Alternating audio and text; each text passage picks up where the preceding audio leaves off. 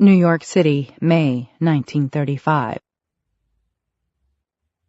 It wasn't hard to find her. Sure, she had run. After Szabo let her walk like that, I knew Ellen would get wise that something was rotten, and she'd run like a scared rabbit with the dogs hot on its heels. She'd have it in her head to skip town, and she'd probably keep right on skipping until she was out of the country. Odds were pretty good she wouldn't stop until she was altogether free and clear of this particular plane of existence. There are plenty enough fetid little hidey-holes in the universe, if you don't mind the heat and the smell and the company you keep. You only have to know how to find them, and the way I saw it, Ellen Andrews was good as Rand and McNally when it came to knowing her way around.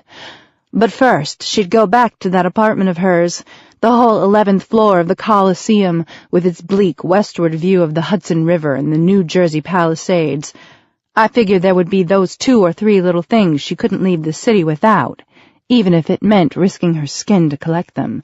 Only she hadn't expected me to get there before her. Word on the street was Harpootlian still had me locked up tight, so Ellen hadn't expected me to get there at all.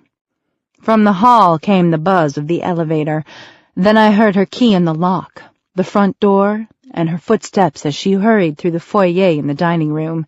Then she came dashing into that French Rococo nightmare of a library and stopped cold in her tracks when she saw me sitting at the reading table with Al Jaldaki's grimoire open in front of me.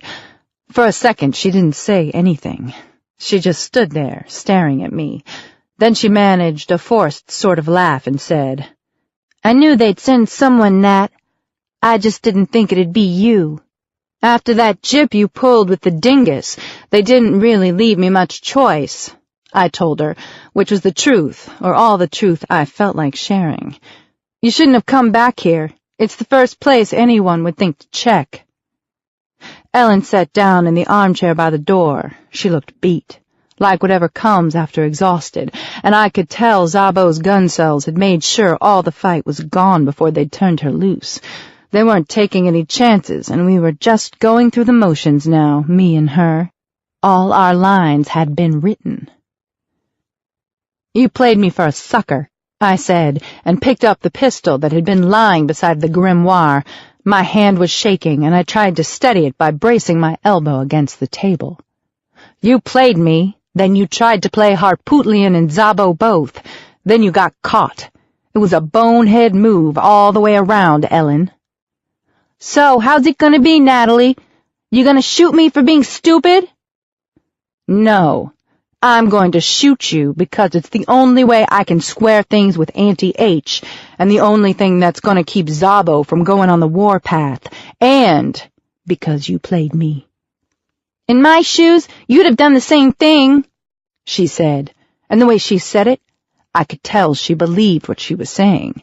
It's the sort of self-righteous bourgeois so many grifters hide behind. They might stab their own mothers in the back if they see an angle in it, but that's Jake, 'cause so would anyone else.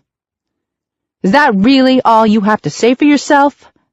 I asked, and pulled back the slide on the Colt, chambering the first round. She didn't even flinch.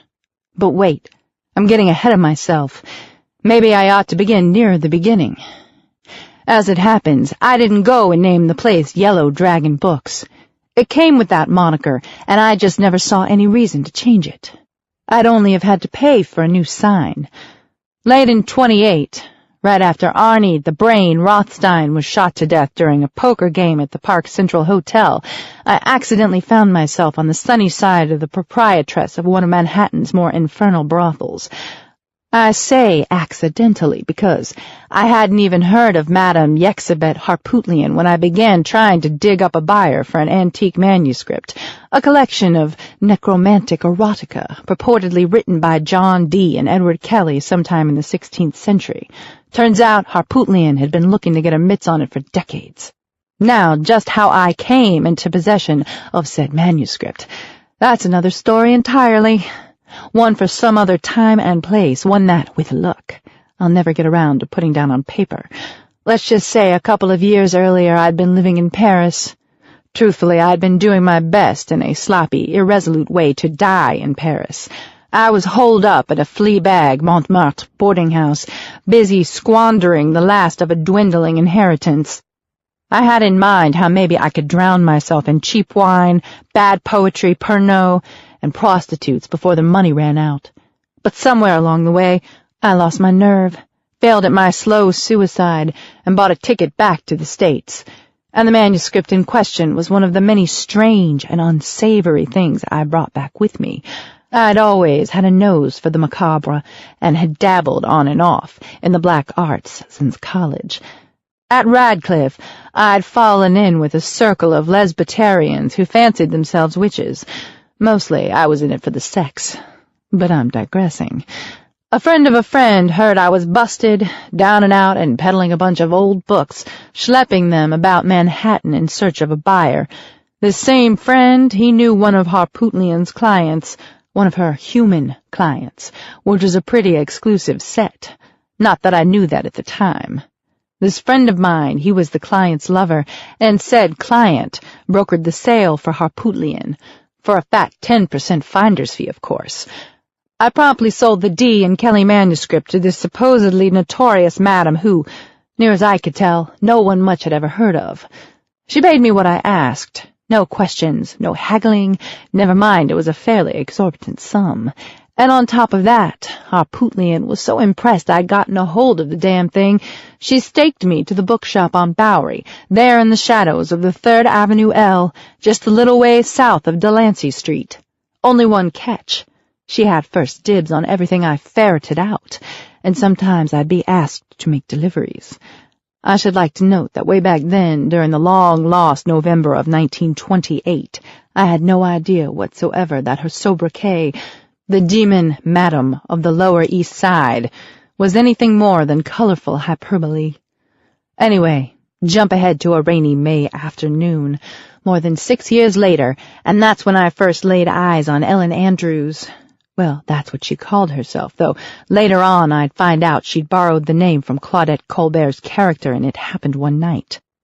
I was just back from an estate sale in Connecticut, and was busy unpacking a large crate, when I heard the bell mounted above the shop door jingle. I looked up, and there she was, carelessly shaking rainwater from her orange umbrella before folding it closed. Droplets sprayed across the welcome mat and the floor and onto the spines of several nearby books.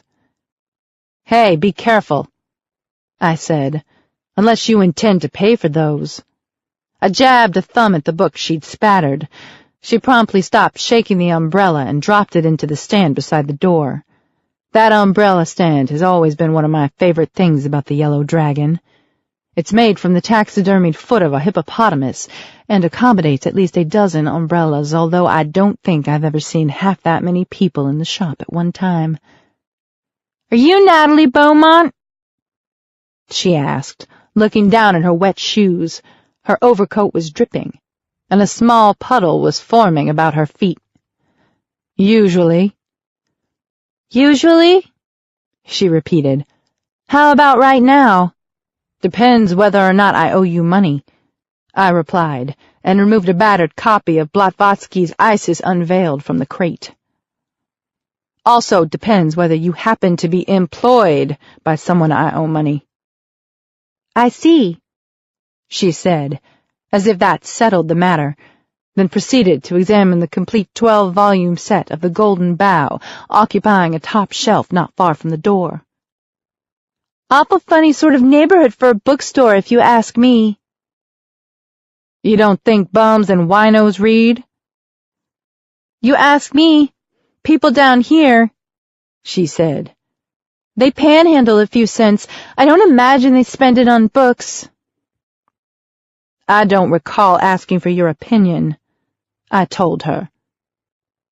"No," she said. "You didn't. Still, queer sort of a shop to come across in this part of town." "If you must know," I said, "the rent's cheap," then reached for my spectacles, which were dangling from their silver chain about my neck. I set them on the bridge of my nose and watched while she feigned interest in Fraserian anthropology. It would be an understatement to say Ellen Andrews was a pretty girl. She was, in fact, a certified knockout, and I didn't get too many beautiful women in the Yellow Dragon, even when the weather was good. She wouldn't have looked out of place in Flo Ziegfeld's Follies. On the Bowery, she stuck out like a sore thumb. "Looking for anything in particular?" I asked her, and she shrugged. "Just you," she said. "Then I suppose you're in luck." "I suppose I am," she said, and turned towards me again. Her eyes glinted red just for an instant, like the eyes of a Siamese cat. I figured it for a trick of the light. "I'm a friend of Auntie H. I run errands for her now and then. She needs you to pick up a package and see it get safely where it's going." So there it was, Madame Harpootlian, or Auntie H to those few unfortunates she called her friends, and suddenly it made a lot more sense, this choice bit of calico walking into my place, strolling in, off the street, like maybe she did all her shopping down on Skid Row.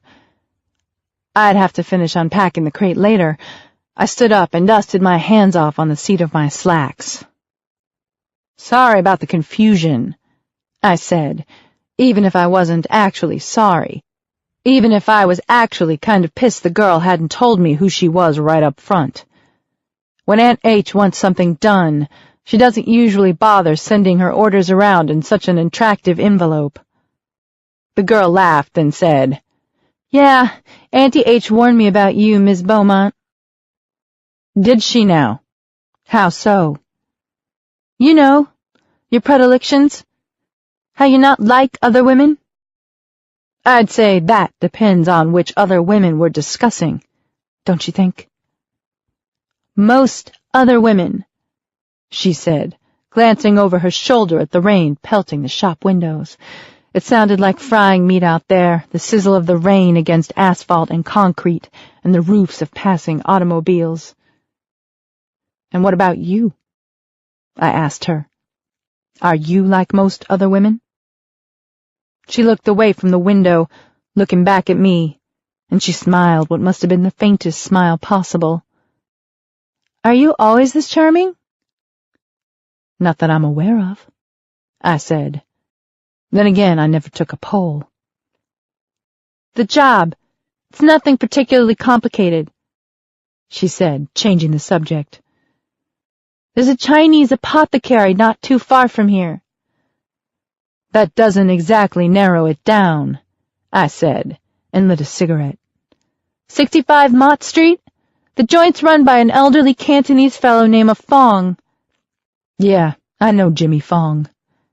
"That's good. Then maybe you won't get lost. Mr. Fong will be expecting you, and he'll have the package ready at 5:30 this evening.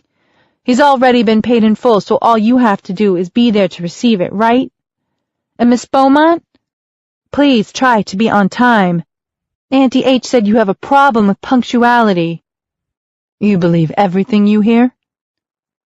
"Only if I'm hearing it from Auntie H." "Fair enough," I told her, then offered her a Pall Mall, but she declined. "I need to be getting back," she said, reaching for the umbrella she'd only just deposited in the stuffed hippopotamus foot. "What's the rush? What'd you come after anyway, a ball of fire?" She rolled her eyes. "I got places to be. You're not the only stop on my itinerary." "Fine. Wouldn't want you getting in Dutch with Harpootlian on my account. Don't suppose you've got a name?" "I might," she said. "Don't suppose you'd share?" I asked her, and took a long drag on my cigarette, wondering why in blue blazes Harpootlian had sent this smart-mouthed skirt instead of one of her usual flunkies. Of course, Auntie H always did have a sadistic streak to put Desaad to shame, and likely as not this was her idea of a joke. "Ellen," the girl said. "Ellen Andrews."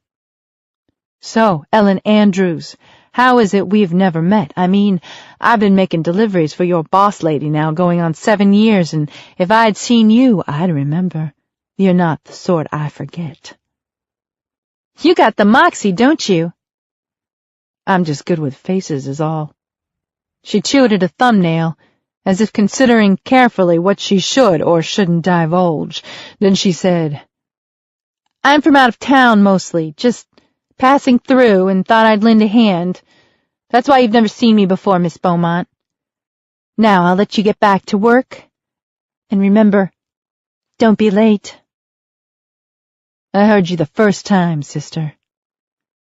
And then she left, and the brass bell above the door jingled again. I finished my cigarette and went back to unpacking the big crate of books from Connecticut.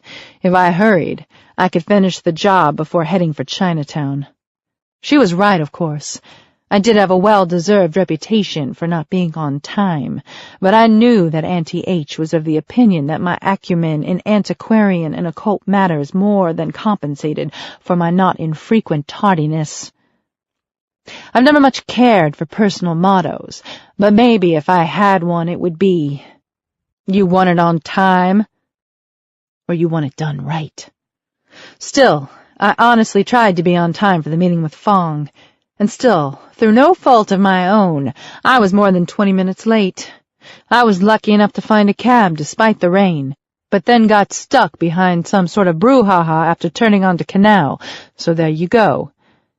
It's not like the old man Fong had any place more pressing to be, not like he was going to get pissy and leave me high and dry. When I got to 65 Mott, the Chinaman's apothecary was locked up tight, all the lights off, and the "Sorry, we're closed" sign was hung in the front window. No big surprise there, but then I went around back to the alley and found a door standing wide open and quite a lot of fresh blood on the cinder block steps leading into the building. Now, maybe I was the only lady bookseller in Manhattan who carried a gun, and maybe I wasn't. But times like that, I was glad to have the Colt tucked snugly inside its shoulder holster, and happier still that I knew how to use it. I took a deep breath, drew the pistol, flipped off the safety catch, and stepped inside. The door opened onto a stockroom, and the tiny nook Jimmy Fong used as his office was a little farther in, over on my left. There was some light from a banker's lamp, but not much of it. I lingered in the shadows a moment, waiting for my heart to stop pounding, for the adrenaline high to fade. The air was close, and stank of angelica root and dust, ginger and frankincense, and fuck only knows what else. Powdered rhino horn, and the pickled gallbladders of panda bears, what the hell ever. I found the old man slumped over his desk. Whoever knifed him hadn't bothered to pull the shiv out of his spine, and I wondered if the poor S.O.B. had even seen it coming. It didn't exactly add up, not after seeing all that blood drying on the steps, but I figured, hey, maybe the killer was the sort of klutz can't spread butter without cutting himself. I had a quick look-see around the cluttered office, hoping I might turn up the package Ellen Andrews had sent me there to retrieve, but no dice. And then it occurred to me, maybe whoever had murdered Fong had come looking for the same thing I was looking for. Maybe they'd found it, too, only Fong knew better than just to hand it over, and that had gotten him killed.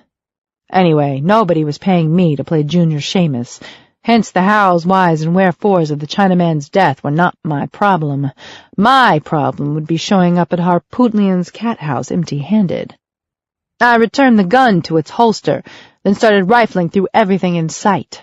The great disarray of papers heaped upon the desk, Fong's accounting ledgers, sales invoices, catalogues, letters and postcards written in English, Mandarin, Wu, Cantonese, French, Spanish, and Arabic. I still had my gloves on, so it's not like I had to worry over fingerprints. A few of the desk drawers were unlocked, and I just started in on those when the phone perched atop the filing cabinet rang. I froze, whatever I was looking at clutched forgotten in my hands, and stared at the phone. Sure, it wasn't every day I blundered into the immediate aftermath of this sort of foul play, but I was plenty savvy enough I knew better than to answer that call. It didn't matter much who was on the other end of the line. If I answered, I could be placed at the scene of a murder only minutes after it had gone down. The phone rang a second time, and a third, and I glanced at the dead man in the chair. The crimson halo surrounding the switchblade's inlaid mother-of-pearl handle was still spreading, blossoming like some grim rose, and now there was blood dripping to the floor as well. The phone rang a fourth time, a fifth, and then I was seized by an overwhelming compulsion to answer it, and answer it I did. I wasn't the least bit thrown that the voice coming through the receiver was Ellen Andrews. All at once the pieces were falling into place. You spend enough years doing the step-and-fetch-it routine for imps like Harpootlian, you find yourself ever more jaded at the inexplicable and the uncanny. "Beaumont?" she said. "I didn't think you were going to pick up." I wasn't. Funny thing how I did anyway. "Funny thing," she said, and I heard her light a cigarette and realized my hands were shaking. "See, I'm thinking maybe I had a little push," I said. "That about the size of it?" "Wouldn't have been necessary if you'd have just answered the damn phone in the first place." "You already know Fong's dead, don't you? And I swear to fuck, nothing makes me feel like more of a jackass than asking questions I know the answers to." "Don't you worry about Fong. I'm sure he had all his ducks in a row and was right as rain with Buddha. I need you to pay attention. Harpootlian had him killed, didn't she? And you knew he'd be dead when I showed up." She didn't reply straight away, and I thought I could hear a radio playing in the background. "You knew," I said again, only this time it wasn't a query. "Listen," she said. "You're a courier. I was told you were a courier we can trust, elsewise I never would have handed you this job." "You didn't hand me the job. Your boss did." "You're splitting hairs, Miss Beaumont." "Yeah, well, there's a fucking dead celestial in the room with me. It's giving me the fidgets." "So how about you shut up and listen, and I'll have you out of there in a jiffy." And that's what I did. I shut up. Either because I knew it was the path of least resistance or because whatever spell she'd used to persuade me to answer the phone was still working. "On Fong's desk, there's a funny little porcelain statue of a cat." "You mean the Maneki Neko?" "If that's what it's called, that's what I mean. Now break it open. There's a key inside." I tried not to, just to see if I was being played as badly as I suspected I was being played. I gritted my teeth, dug in my heels, and tried hard not to break that damn cat. "You're wasting time. Auntie H didn't mention you were such a crybaby." "Auntie H and I have an agreement when it comes to free will. To my free will." "Break the goddamn cat!" Ellen Andrews growled, and that's exactly what I did. In fact, I slammed it down directly on top of Fong's head. Bits of brightly painted porcelain flew everywhere, and a rusty barrel key tumbled out and landed at my feet. "Now pick it up," she said. "The key fits the bottom left-hand drawer of Fong's desk. Open it." This time I didn't even try to resist her. I was getting a headache from the last futile attempt. I unlocked the drawer and pulled it open. Inside there was nothing but the yellowed sheet of newspaper lining the drawer, 3 golf balls, a couple of old racing forms, and a finely carved wooden box lacquered almost the same shade of red as Jimmy Fong's blood. I didn't need to be told I'd been sent to retrieve the box, or more specifically whatever was inside the box. "Yeah, I got it," I told Ellen Andrews. "Good girl. Now, you have maybe 12 minutes before the cops show. Go out the same way you came in." Then she gave me a Riverside Drive address and said there'd be a car waiting for me at the corner of Canal and Mulberry, a green Chevrolet coupe. "Just give the driver that address. He'll see you get where you're going." "Yeah," I said, sliding the desk drawer shut again and locking it. I pocketed the key. "But, sister, you and me are going to have a talk." "Wouldn't miss it for the world, Nat," she said, and hung up. I shut my eyes, wondering if I really had 12 minutes before the bulls arrived, and if they were even on their way, wondering what would happen if I endeavored not to make the rendezvous with the green coupe. I stood there, trying to decide whether Harpootlian would have gone back on her word and given this bitch permission to turn her hoodoo tricks on me, and if aspirin would do anything at all for the dull throb behind my eyes. Then I looked at Fong one last time, at the knife jutting out of his back, his thin gray hair powdered with porcelain dust from the shattered Lucky Cat, and then I stopped asking questions and did as I'd been told. The car was there, just like she told me it would be. There was a young colored man behind the wheel, and when I climbed in the back, he asked me where we were headed. "I'm guessing hell," I said, "sooner or later." "Got that right." He laughed and winked at me from the rearview mirror. "But I was thinking more in terms of the immediate here and now." So I recited the address I'd been given over the phone, 435 Riverside. "That's the Coliseum," he said. "It is if you say so," I replied. "Just get me there." The driver nodded and pulled away from the curb. As he navigated the slick, wet streets, I sat listening to the rain against the Chevy's hard top and the music coming from the Motorola.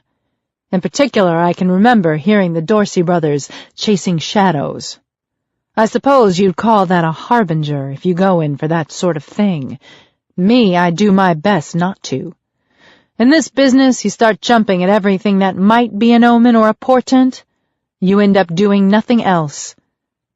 Ironically, rubbing shoulders with the supernatural has made me a great believer in coincidence.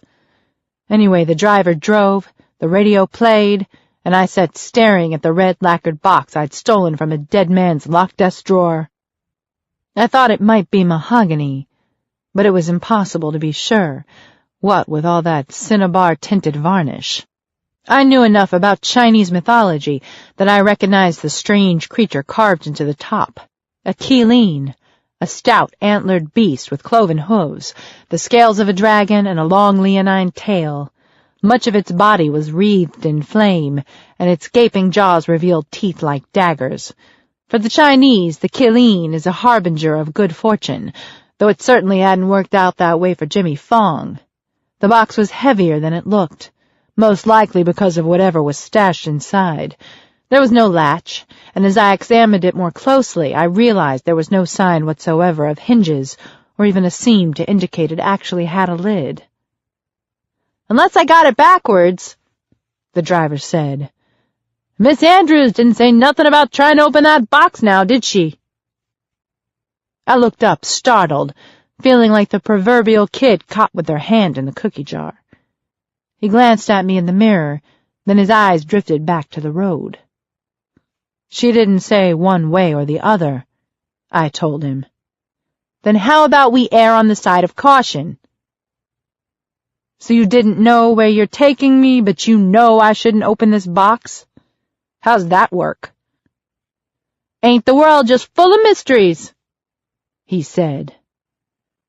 For a minute or so I silently watched the headlights of the oncoming traffic and the metronomic sweep of the windshield wipers. Then I asked the driver how long he'd worked for Ellen Andrews.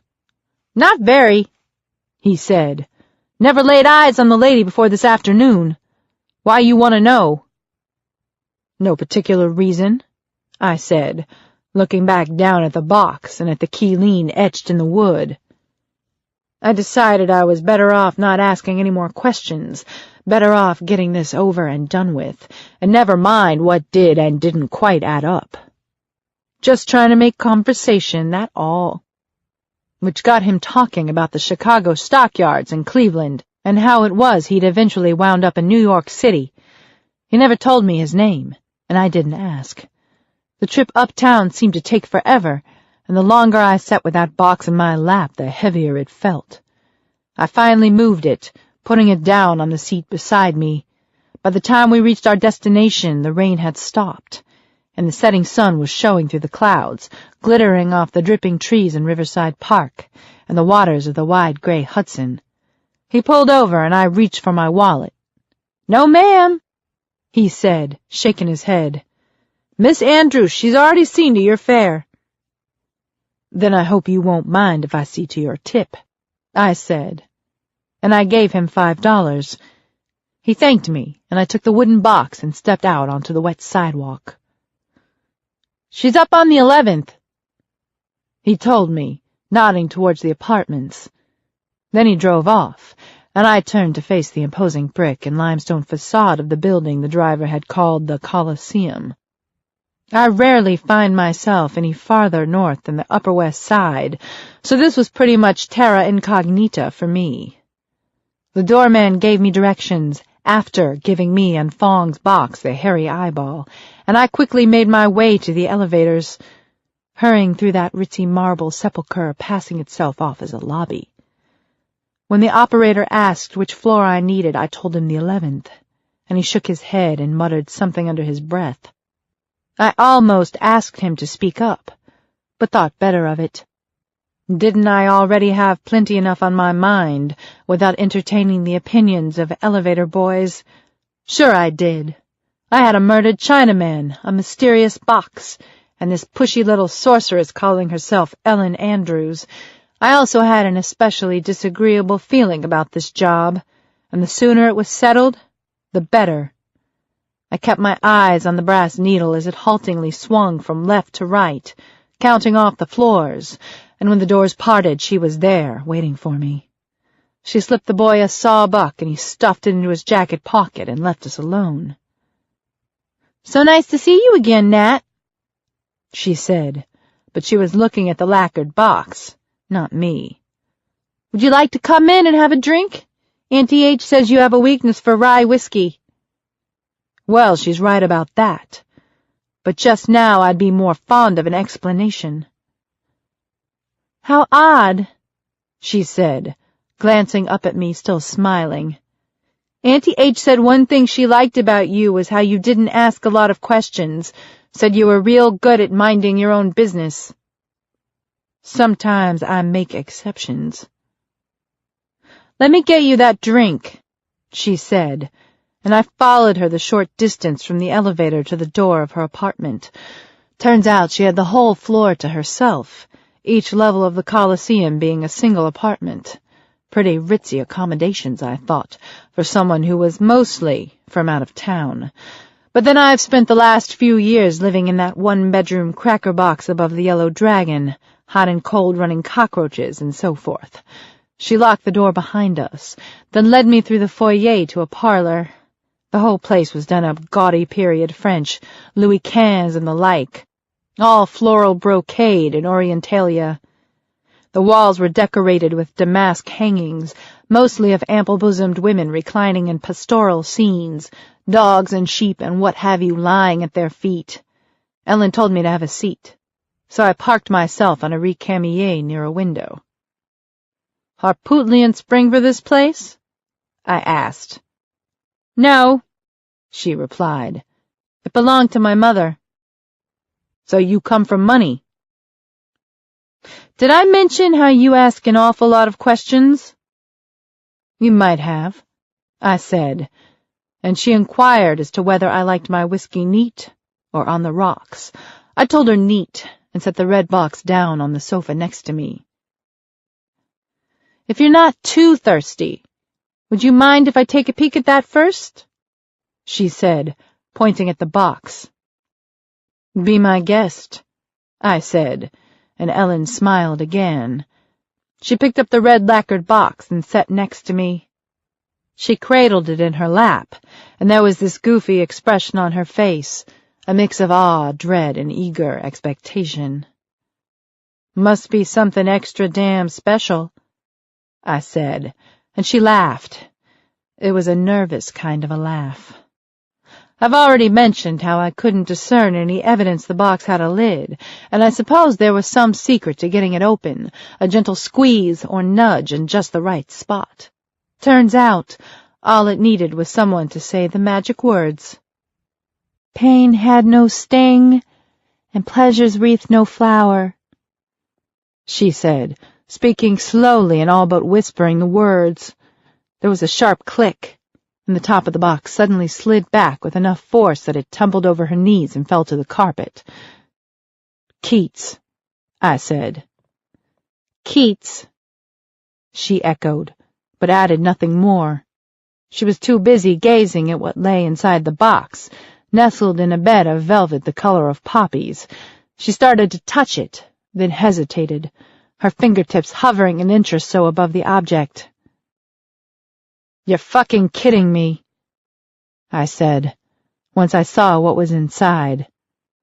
"Don't go jumping to conclusions, Nat." "It's a dildo," I said, probably sounding as incredulous as I felt. "Exactly which conclusions am I not supposed to jump to? Sure, I enjoy a good rub-off as much as the next girl, but you're telling me Harpootlian killed Fong over a dildo?" "I never said Auntie H killed Fong." "Then I suppose he stuck that knife there himself." And that's when she told me to shut the hell up for 5 minutes, if I knew how. She reached into the box and lifted out the phallus, handling it as gingerly as somebody might handle a stick of dynamite. But whatever made the thing special, it wasn't anything I could see. "Le god Miché, maudit," she murmured, her voice so filled with reverence you'd have thought she was holding the devil's own wang. Near as I could tell, it was cast from some sort of hard black ceramic. It glistened faintly in the light, getting in through the drapes. "I'll tell you about it," she said, "if you really want to know. I don't see the harm. Just so long as you get to the part where it makes sense that Harpootlian bumped the Chinaman for this dingus of yours, then sure." She took her eyes off the thing long enough to scowl at me. "Auntie H didn't kill Fong. One of Zabo's goons did that, then panicked and ran before he figured out where the box was hidden. Now, as for Madame Magdalena Zabo, the biggest boil on Auntie H's fanny, we'll get back to her by and by." "Ellen, how can you possibly fucking know that? Better yet, how could you have known Zabo's man would have given up and cleared out by the time I arrived?" "Why did you answer that phone, Nat?" she asked, and that shut me up good and proper. "As for our prize here," she continued, "it's a long story with a lot of missing pieces. The dingus, as you put it, is usually called le god Miché maudit, which doesn't necessarily mean it's actually cursed, mind you. Not literally. You do speak French, I assume." "Yeah," I told her. "I do speak French." "That's ducky, Nat. Now, here's about as much as anyone could tell you, though frankly, I'd have thought a scholarly type like yourself would know all about it." "Never said I was a scholar," I interrupted. "But you went to college. Radcliffe, class of 1923, right? Graduated with honors." "Lots of people go to college. Doesn't necessarily make them scholars. I just sell books." "My mistake," she said, carefully returning the black dildo to its velvet case. "It won't happen again." Then she told me her tale, and I sat there on the recamier and listened to what she had to say. Yeah, it was long. There were certainly a whole lot of missing pieces, and as a wise man once said, this might not be schoolbook history, not Mr. Wells's history, but near as I've been able to discover since that evening at her apartment, it's history, nevertheless. She asked me whether or not I'd ever heard of a 14th century Persian alchemist named al-Jaldaki, Is al-Din I-Damir al-Jaldaki, and I had, naturally. "He's sort of a hobby of mine," she said. "Came across his grimoire a few years back. Anyway, he's not where it begins, but that's where the written record starts. While studying in Anatolia, al-Jaldaki heard tales of a fabulous artifact that had been crafted from the horn of a unicorn at the behest of King Solomon." "From a unicorn?" I cut in. "So we believe in those now, do we?" "Why not, Nat? I think it's safe to assume you've seen some peculiar shit in your time, that you've pierced the veil, so to speak. Surely a unicorn must be small potatoes for a worldly woman like yourself." "So you'd think," I said. "Anyhow," she went on, "the ivory horn was carved into the shape of a penis by the king's most skilled artisans. Supposedly the result was so revered it was even placed in Solomon's temple, alongside the Ark of the Covenant and a slew of other sacred Hebrew relics.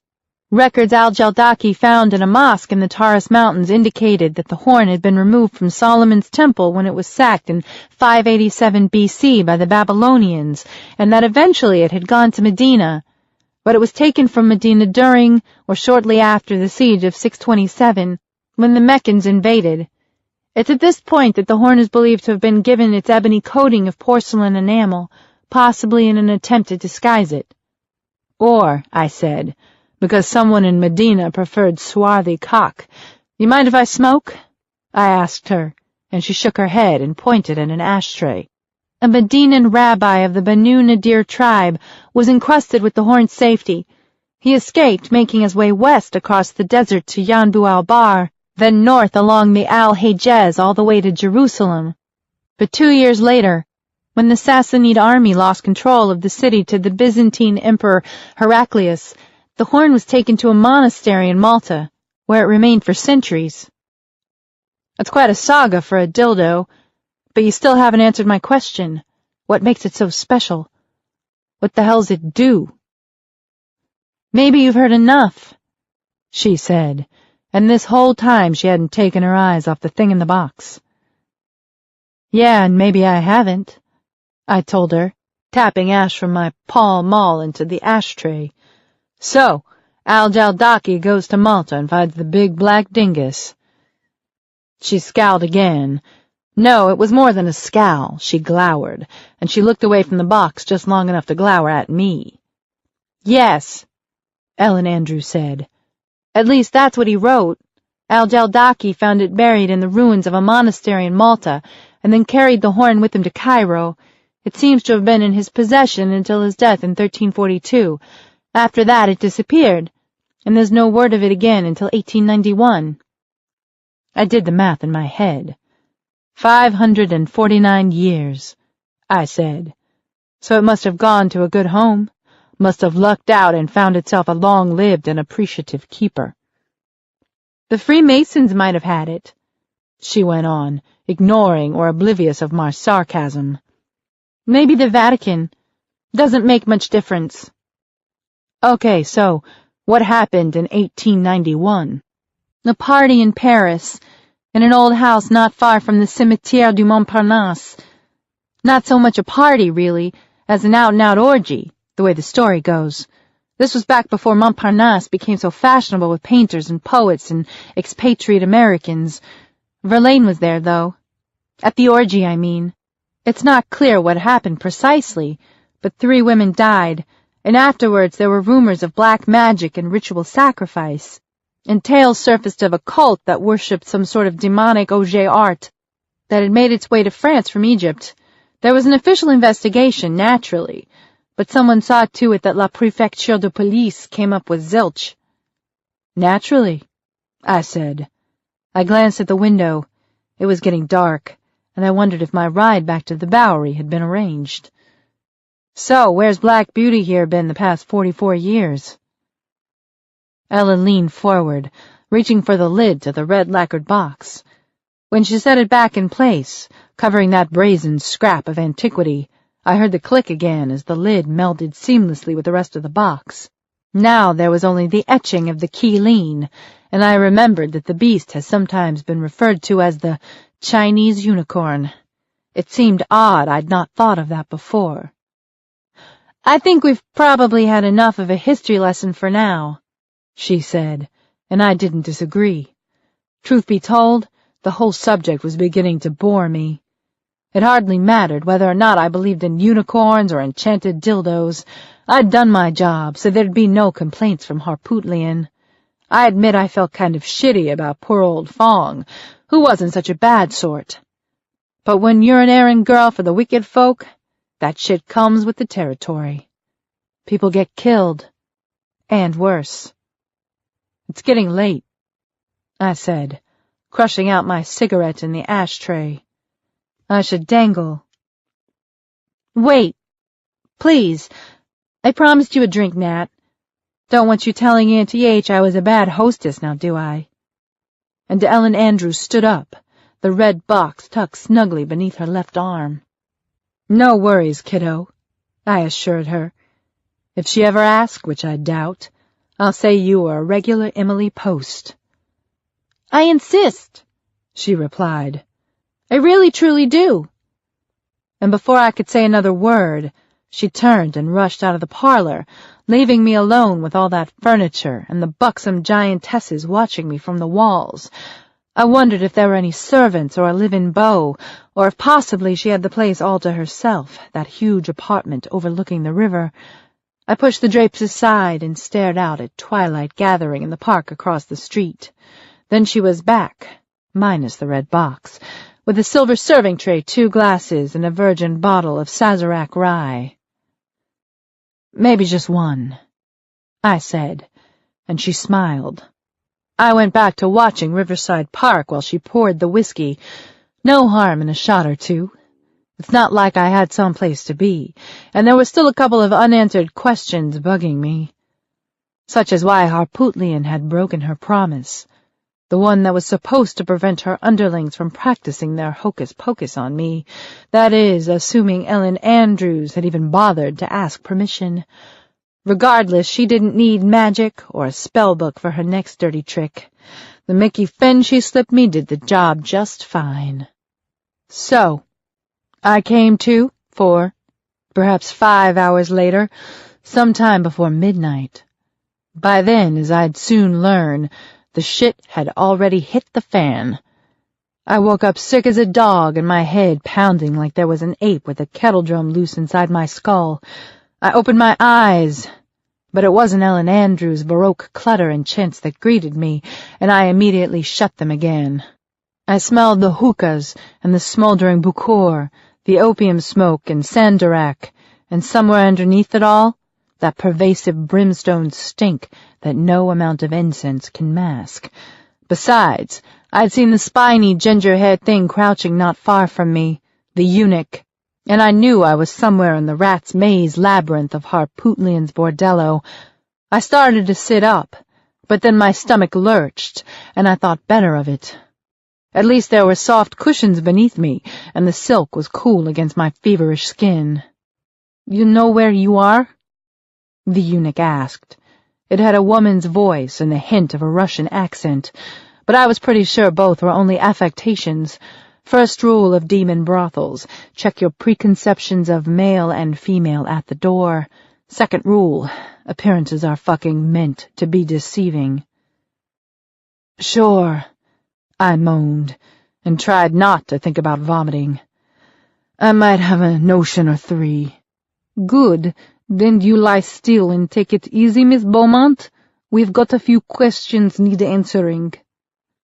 Which made it mutual, but I kept my mouth shut on that account. The voice was beginning to sound not so much feminine as what you might hear if you scraped frozen pork back and forth across a cheese grater. "This afternoon you were contracted by an associate of Madame Harpootlian's, yes? She told you her name was Ellen Andrews. That's not her true name, of course. Just something she heard in a motion picture." "Of course," I replied. "You sort never bother with real names. Anyway, what of it?" "She asked you to go see Jimmy Fong and bring her something, yes? Something very precious, something powerful and rare." "The dingus," I said, rubbing at my aching head. "Right, but hey, Fong was already dead when I got there, Scout's honor. Andrews told me one of Szabo's people did him." "The Chinese gentleman's fate is no concern of yours," the eunuch said. "But we need to talk about Ellen Andrews. She has caused this house serious inconvenience. She's troubled us and troubles us still." "You and me both, bub," I said. It was just starting to dawn on me how there were some sizable holes in my memory. I clearly recalled the taste of rye and gazing down at the park, but then nothing. Nothing at all. I asked the ginger demon, "Where is she? And how'd I get here anyway?" "We seem to have many of the same questions," it replied, dispassionate as a corpse. "You answer ours. Maybe we shall find the answers to yours along the way." I knew damn well I didn't have much say in the matter. After all, I'd been down this road before.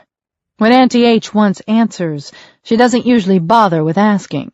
Why waste your time wondering if someone's feeding you a load of baloney when all you gotta do is reach inside his brain and help yourself to whatever you need?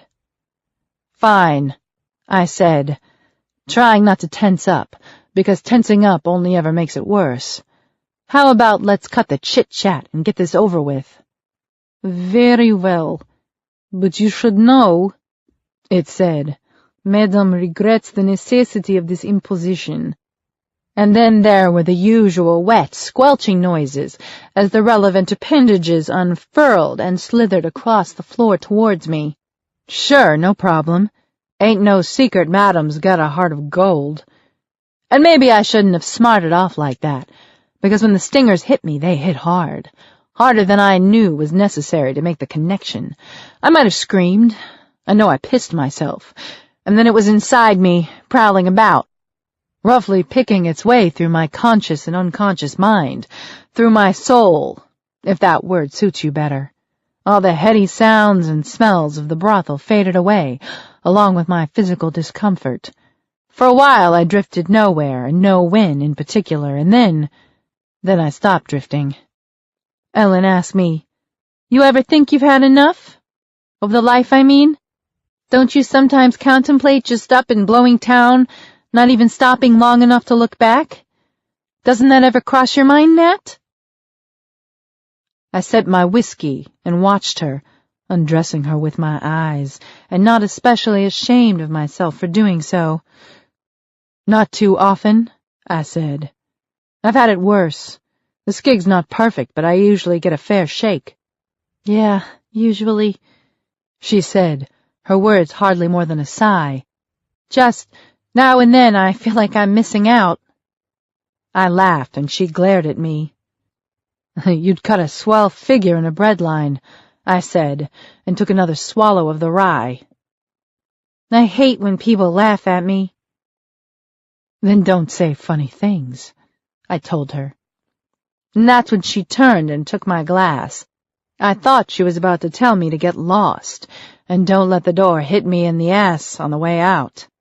Instead, she set the drink down on the silver serving tray, and she kissed me. Her mouth tasted like peaches and cinnamon. Then she pulled back, and her eyes flashed red, the way they had in the Yellow Dragon, only now I knew it wasn't an illusion. "You're a demon," I said, not all that surprised. "Only a quarter. My grandmother, well, I'd rather not get into that. If it's all the same to you, is it a problem?" "No, it's not a problem," I replied, and she kissed me again. Right about here, I started to feel the first twinges of whatever she'd put into the Sazerac, but frankly, I was too horny to heed the warning signs. "I've got a plan," she said, whispering as if she were afraid someone was listening in. "I have it all worked out, but I wouldn't mind some company on the road." "I have no idea what you're talking about." And there was something else I wanted to say, but I'd begun slurring my words and decided against it. I put a hand on her left breast, and she didn't stop me. "We'll talk about it later," she said, kissing me again, and right about then, that's when the curtain came crashing down, and the ginger-colored demon in my brain turned a page. I opened my eyes, and I was lying in a black room. I mean a perfectly black room. Every wall had been painted matte black, and the ceiling and the floor. If there were any windows, they'd also been painted over or boarded up. I was cold, and a moment later I realized that was because I was naked.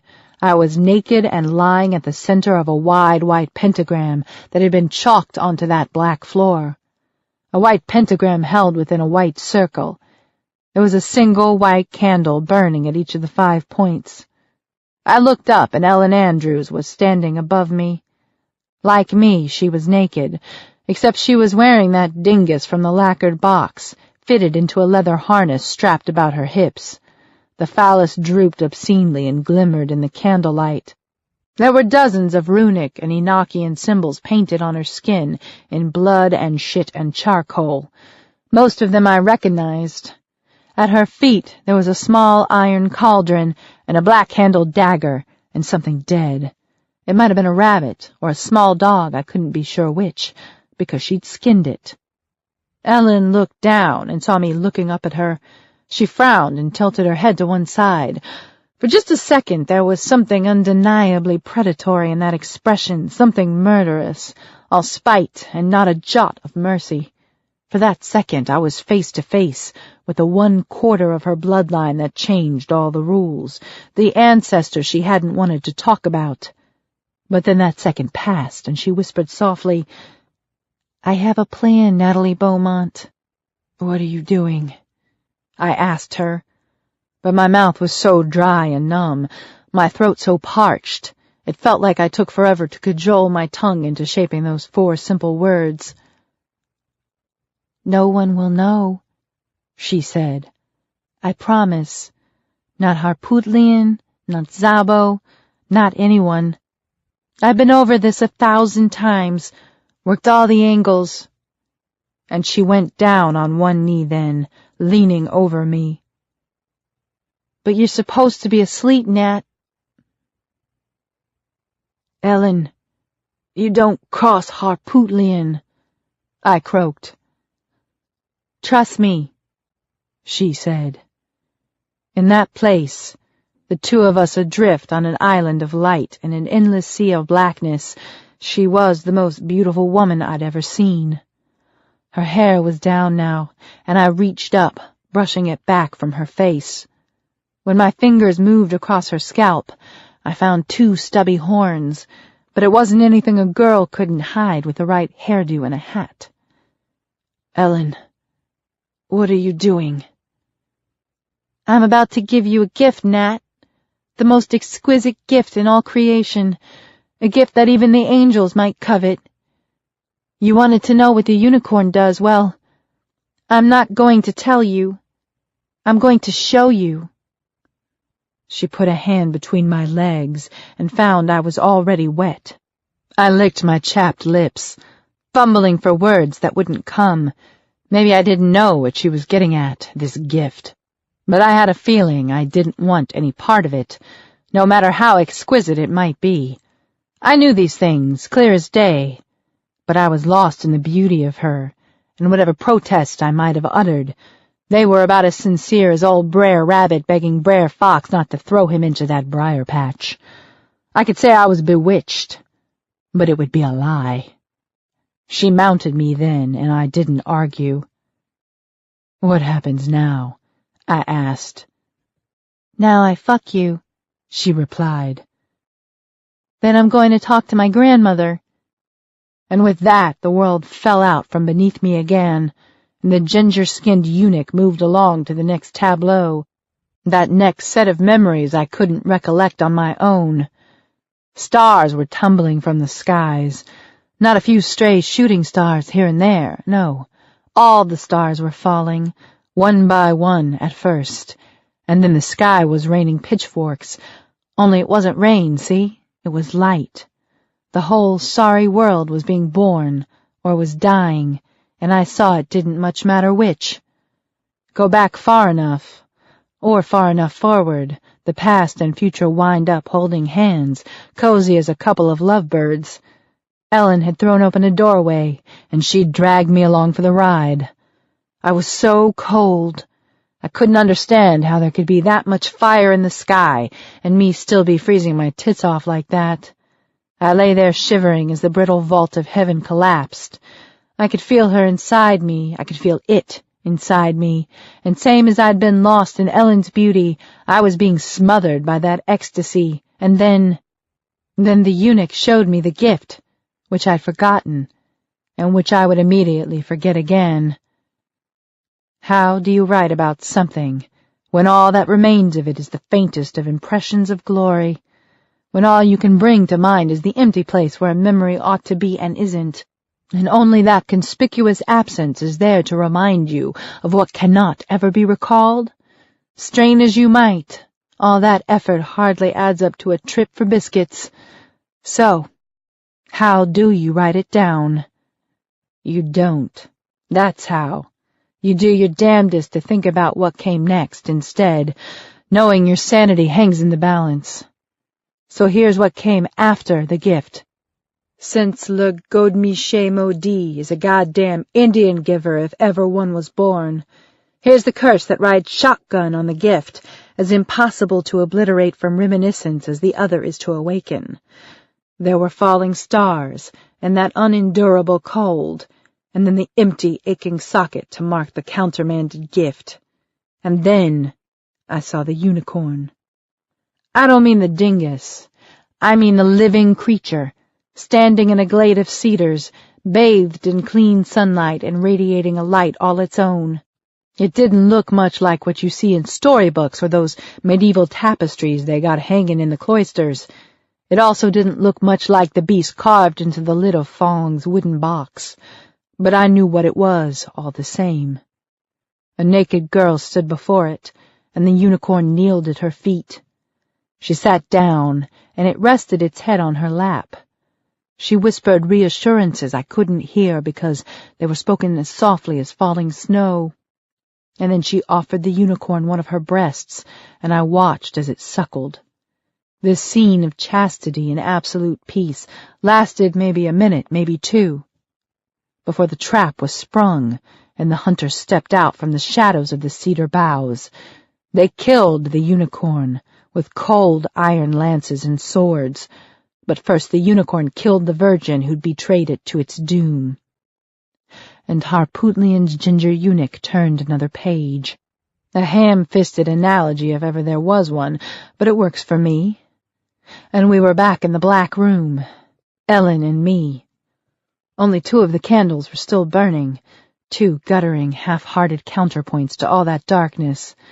The other 3 had been snuffed out by a sudden gust of wind that had smelled of rust, sulphur, and slaughterhouse floors. I could hear Ellen crying, weeping somewhere in the darkness beyond the candles in the periphery of her protective circle. I rolled over onto my right side, still shivering, still so cold I couldn't imagine being warm ever again. I stared into the black, blinking and dimly amazed that my eyelids hadn't frozen shut. Then something snapped into focus, and there she was, cowering on her hands and knees, a tattered rag of a woman lost in the gloom. I could see her stunted, twitching tail, hardly as long as my middle finger, and the thing from the box was still strapped to her crotch. Only now it had a twin, clutched tightly in her left hand. I think I must have asked her what the hell she'd done, though I had a pretty good idea. She turned towards me, and her eyes, well, you see that sort of pain, and you spend the rest of your life trying to forget you saw it. I didn't understand, she said, still sobbing. I didn't understand she'd take so much of me away. A bitter wave of conflicting, irreconcilable emotions surged and boiled about inside me. Yeah, I knew what she'd done to me, and I knew I'd been used for something unspeakable. I knew violation was too tame a word for it, and that I'd been marked forever by this gold-digging half-breed of a twist. And part of me was determined to drag her kicking and screaming to Harpootlian. Or fuck it, I could kill her myself, and take my own sweet time doing so. I could kill her the way the hunters had murdered the unicorn. But, on the other hand, the woman I saw lying there before me was shattered almost beyond recognition. There'd been a steep price for her trespass, and she'd paid it, and then some. Besides, I was learning fast that when you've been to Hades' doorstep with someone, and the 2 of you make it back more or less alive, there's a bond, whether you want it or not. So there we were, a cheap latter-day parody of Orpheus and Eurydice, and all I could think about was holding her, tight as I could, until she stopped crying, and I was warm again. She took so much, Ellen whispered. I didn't ask what her grandmother had taken. Maybe it was a slice of her soul, or maybe a scrap of her humanity.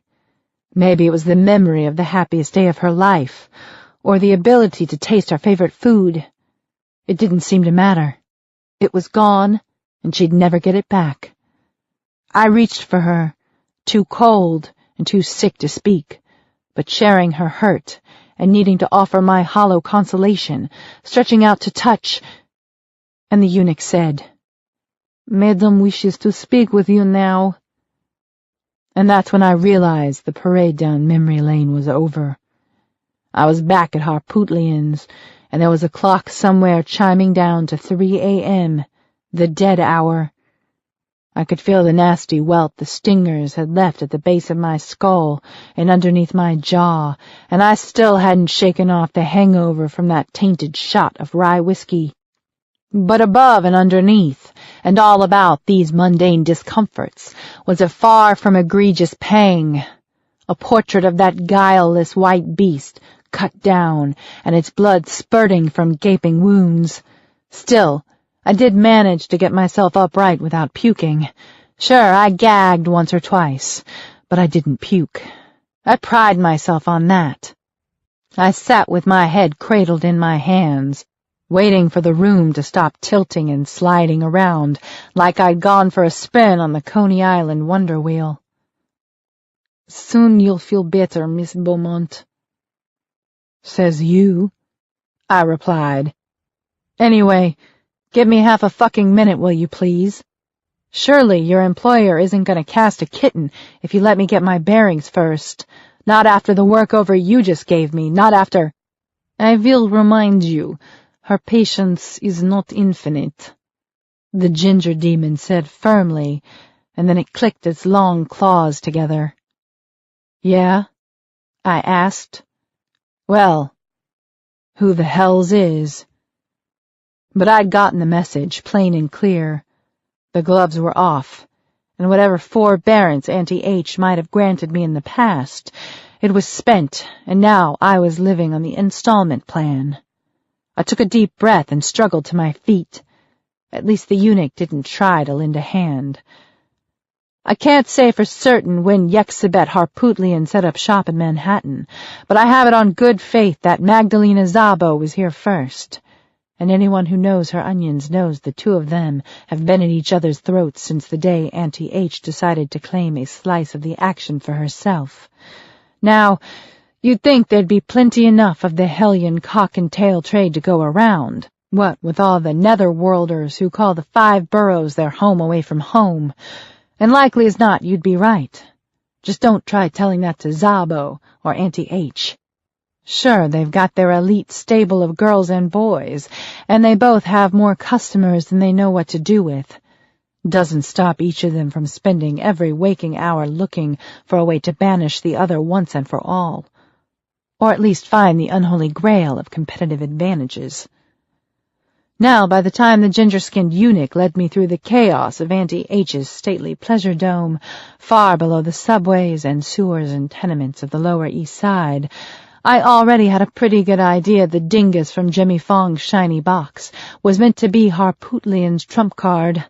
Only here was Ellen Andrews, this mutt of a courier gumming up the works, playing fast and loose with the loving cup. And here was me, stuck smack in the middle, the unwilling stooge in her double cross.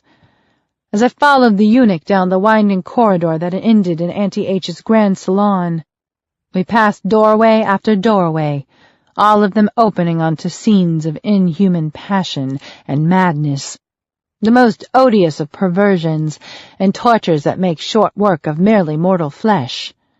It would be disingenuous to say I looked away. After all, this wasn't my first time. Here were the hinterlands of wanton physical delight and agony, where the two became indistinguishable in a rapturous Totentanz. Here were spectacles to remind me how Doré and Hieronymus Bosch never even came close, and all of it laid bare for the eyes of any passing voyeur. You see, there are no locked doors to be found at Madame Harpootlian's. There are no doors at all. "It's a busy night," the eunuch said, though it looked like business as usual to me. "Sure," I muttered. You'd think the Shriners were in town. You'd think Mayor LaGuardia himself had come down off his high horse to raise a little hell. And then we reached the end of the hallway, and I was shown into the mirrored chamber where Auntie H holds court. The eunuch told me to wait, then left me alone. I'd never seen the place so empty. There was no sign of the retinue of rogues, ghouls, and arch-fiends, only all those goddamn mirrors, because no one looks directly at Madame Harpootlian and lives to tell the tale. I chose a particularly fancy looking-glass, maybe 10 feet high, and held inside an elaborate gilded frame. When Harpootlian spoke up, the mirror rippled like it was only water, and my reflection rippled with it. "Good evening, Natalie," she said. "I trust you've been treated well?" "You won't hear any complaints out of me," I replied. "I always say the Waldorf Astoria's got nothing on you." She laughed then, or something that we'll call laughter for the sake of convenience. "A crying shame we're not meeting under more amicable circumstances. Were it not for this unpleasantness with Miss Andrews, I'd offer you something on the house, of course." "Maybe another time," I said. "So you know why you're here?" "Sure," I said. "The dingus I took off the dead Chinaman, the salami with the fancy French name." "It has many names, Natalie. Carcadan's brow, El Consolador Sangriento, the Horn of Malta." "Le Godemiché Maudit," I said. "Ellen's cock." Harpootlian grunted, and her reflection made an ugly, dismissive gesture. "It is nothing of Miss Andrews, it is mine, bought and paid for. With the sweat of my own brow did I track down the spoils of Al-Jaldaki's long search. It's my investment, one purchased with so grievous a forfeiture this quadroon mongrel could not begin to appreciate the severity of her crime. But you, Natalie, you know, don't you? You've been privy to the wonders of Solomon's talisman, so I think maybe you are cognizant of my loss." "I can't exactly say what I'm cognizant of," I told her, doing my best to stand up straight and not flinch or look away. "I saw the murder of a creature I didn't even believe in yesterday morning. That was sort of an eye-opener, I'll grant you. And then there's the part I can't seem to conjure up, even after Golden Boy did that swell Roto-Rooter number on my head."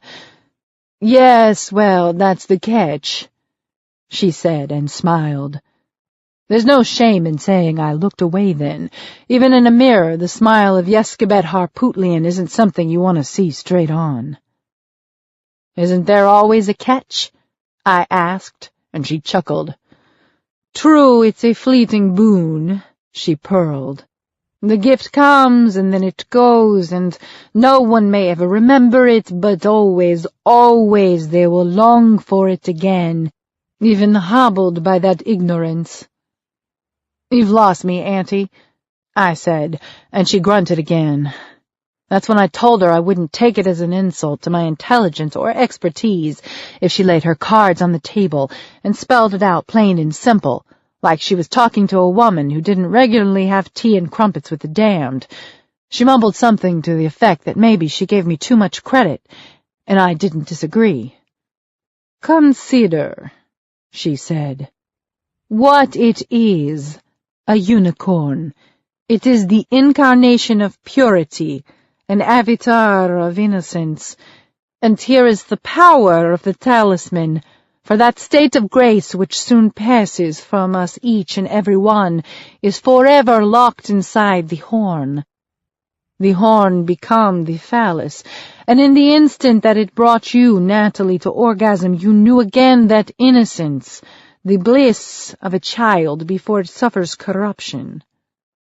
I didn't interrupt her, but all at once I got the gist. "Still, you are only a mortal woman, so what negligible, insignificant sins could you have possibly committed during your short life? Likewise, whatever calamities and wrongs have been visited upon your flesh or your soul, they're trifles. But if you survived the war in paradise, if you refused the yoke and so are counted among the exiles, then you've persisted down all the long eons. You were already broken and despoiled billions of years before the coming of man, and your transgressions outnumber the stars. Now, she asked, what would you pay, were you so cursed, to know even one fleeting moment of that stainless former existence? Starting to feel sick to my stomach all over again, I said, more to the point, if I always forgot it immediately, but it left this emptiness I feel, you would come back. Auntie H smirked. You would come back again and again and again, because there would be no satiating that void, and always would you hope that maybe this time it would take, and you might keep the memories of that immaculate condition. Which makes it priceless, no matter what you paid. Precisely. And now Miss Andrews has forged a copy, an identical copy, actually, meaning to sell one to me and one to Magdalena Szabo. That's where Miss Andrews is now. Did you tell her she could hex me? I would never do such a thing, Natalie. You're much too valuable to me. But you think I had something to do with Ellen's mystical little counterfeit scheme. Technically you did. The ritual of division required a supplicant, someone to receive the gift granted by the unicorn, before the summoning of a succubus mighty enough to effect such a difficult twinning. So maybe, instead of sitting here bumping gums with me, you should send one of your torpedoes after her, and while we're on the subject of how you pick your little henchmen, maybe— Natalie! Snarled Auntie H from someplace not far behind me. If I failed to make myself understood, might it be I need to raise my voice? The floor rumbled, and tiny hairline cracks began to crisscross the surface of the looking-glass. I shut my eyes. No, I told her. I get it. It's a grift, and you're out for blood. But you know she used me. Your lackey had a good long look around my upper story, right, and there's no way you can think I was trying to con you. For a dozen or so heartbeats, she didn't answer me, and the mirrored room was still and silent, save all the moans and screaming leaking in through the walls. I could smell my own sour sweat, and it was making me sick to my stomach. There are some gray areas, she said finally. Matters of sentiment and lust, a certain reluctant infatuation, even. I opened my eyes and forced myself to gaze directly into that mirror, at the abomination crouched on its writhing throne, and all at once I'd had enough. Enough of Ellen Andrews and her dingus, enough of the cloak and dagger bullshit, and definitely enough kowtowing to the monsters. For fuck's sake! I said. I only just met the woman this afternoon. She drugs and rapes me, and you think that means she's my Sheba? Like I told you, I think there are gray areas, Auntie H replied. She grinned, and I looked away again. Fine. You tell me what it's going to take to make this right with you, and I'll do it. Always so eager to please. Auntie H laughed. And the mirror in front of me rippled. But since you've asked, and as I do not doubt your present sincerity, I will tell you. I want her dead, Natalie. Kill her, and all will be forgiven. Sure, I said, because what the hell else was I going to say? But if she's with Szabo, I have spoken already with Magdalena Szabo, and we have agreed to set aside our differences long enough to deal with Miss Andrews. After all, she has attempted to cheat us both in equal measure. How do I find her? You're a resourceful young lady, Natalie, she said. I have faith in you. Now, if you will excuse me. and before I could get in another word, the mirrored room dissolved around me. There was a flash, not of light, but a flash of the deepest abyssal darkness, and I found myself back at the Yellow Dragon, watching through the bookshop's grimy windows as the sun rose over the Bowery.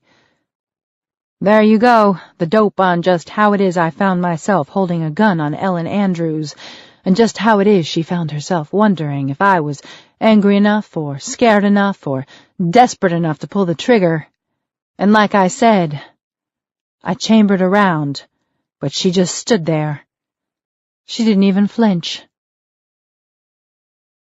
"I wanted to give you a gift, Nat," she said. Even if I believe that, and I don't, all I got to show for this gift of yours is a nagging yen for something I'm never going to get back.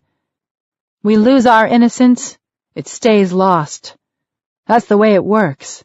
So all I got from you, Ellen, is a thirst can't ever be slaked.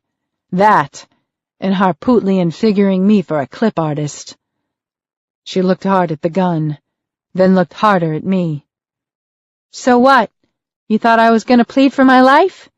You thought maybe I was going to get down on my knees for you and beg? Is that how you like it? Maybe you just steamed 'cause I was on top." "Shut up, Ellen. You don't get to talk yourself out of this mess. It's a done deal. You tried to give Auntie H the high hat." "And you honestly think she's on the level? You think you popped me, and she let you off the hook, like nothing happened?" "I do," I said. And maybe it wasn't as simple as that, but I wasn't exactly lying either. I needed to believe Harpootlian, the same way old women need to believe in the infinite compassion of the little baby Jesus and Mother Mary, same way poor kids need to believe in the inexplicable generosity of Popeye the Sailor and Santa Claus. "It didn't have to be this way," she said. "I didn't dig your grave, Ellen. I'm just the sap left holding the shovel." And she smiled that smug smile of hers and said, "I get it now. When Annie H. sees in you? And it's not your knack for finding shit that doesn't want to be found. It's not that at all." "Is this a guessing game?" I asked. "Or do you have something to say?" "No. I think I'm finished," she replied. "In fact, I think I'm done for, so let's get this over with. By the way, how many women—" "Me? I don't even remember pulling the trigger. Just the sound of the gunshot, louder than thunder.